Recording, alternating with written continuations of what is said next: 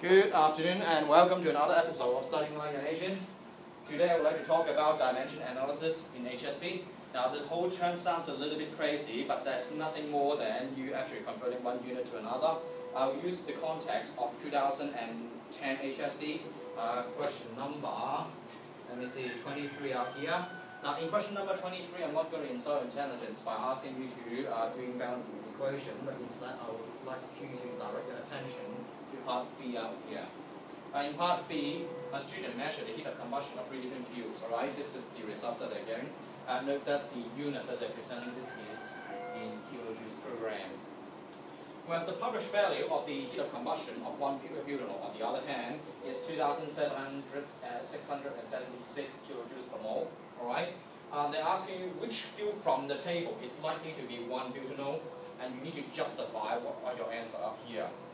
So therefore, I hope you can see the first priority up there is to somehow reconcile the differences between these two units up here. And when you think about this, right, there's two approaches to this particular question up here. From the first perspective, the so-called near fast and easy perspective up here, when you think about kilojoules per mole, this is for 1 mole worth of that stuff. Let's pretend that if the molecular weight of this particular chemical is 10 grams per mole. So therefore, for every 1 grams, I hope you can see that you have to divide this value by 10. Dividing by 10, that's like essentially saying dividing by the molecular weight. Alright? So in other words, basically what I'm telling you is if you want to go from kilojoules per mole into kilojoules per gram, you divide this value by the molecular weight. Now unfortunately, when you go into an exam, typically speaking, by the time you get to this question up there, some people may actually experiencing a brain fart of some description, or if I'm being extremely evil, I might throw you a unit that you've never seen before and you have to convert that into a familiar unit. How would you do that? Alright, so let's look at the right hand side on the algebra and try to do this like a professional Asian. So the whole key of this analysis of your dimension is to make sure that you somehow try to balance what's on the left and convert that into what's on the right. So therefore, if you think about what's on the left up there, first is kilojoules per mole, isn't it? This is kilojoules per gram.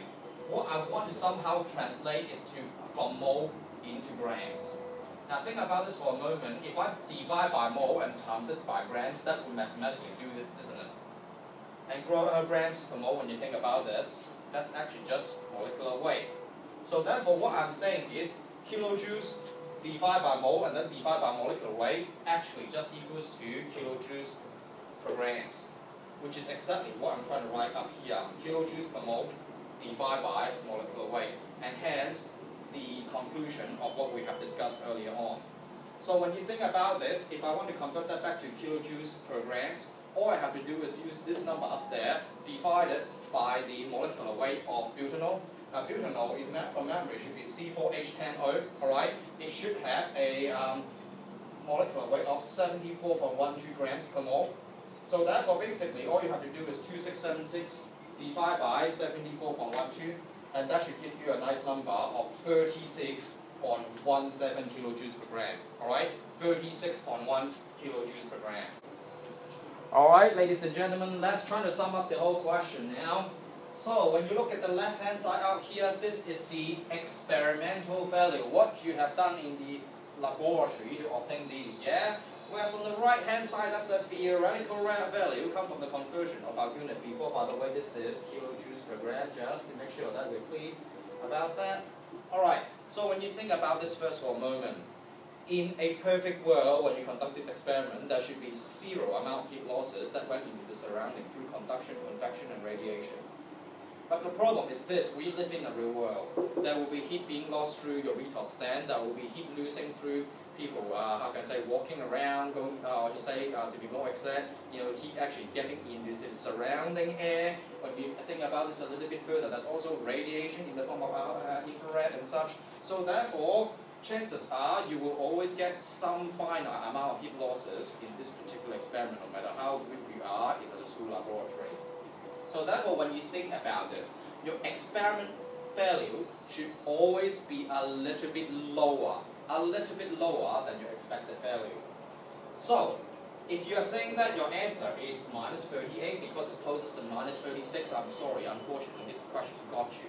Because when you think about this, 38 is bigger than 36. Basically, you are telling me that there is no losses.